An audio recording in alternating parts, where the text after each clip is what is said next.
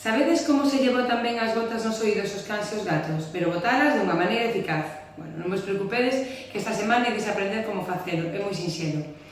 Bueno, o primeiro que tedes que pensar é que o oído dos cans ten forma de L, letra L. Teñen un conducto vertical e outro horizontal, tal cual.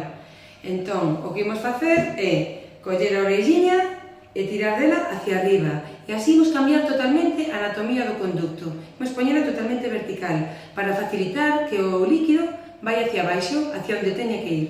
De acordo?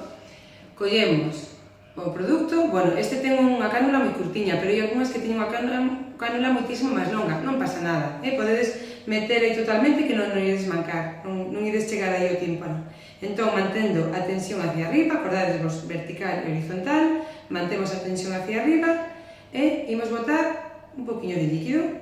E agora, inmediatamente despois, palpamos aquí unha zona, unha especie de cono, e aquí imos aproveitar para dar unha masaxe. De acordo? Moi ben.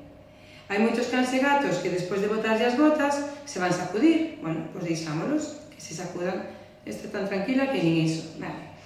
Se queda moi embadurnada a zona, podemos coller un anaquiño de papel higiénico, envolvemos o dedo índice en papel higiénico e limpamos de dentro para fora. De acordo?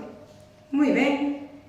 E xa están limpos. Bueno, hai cans e gatos que teñen moito cerume, ou hai gatos e cans que teñen otites recidivantes, é dicir, que cada 2x3 as bacterias e levaduras estánlle provocando otites. Entón está moi ben facer unha limpeza periódica, semanal ou quincenal, preventiva, para previr otites. De acordo?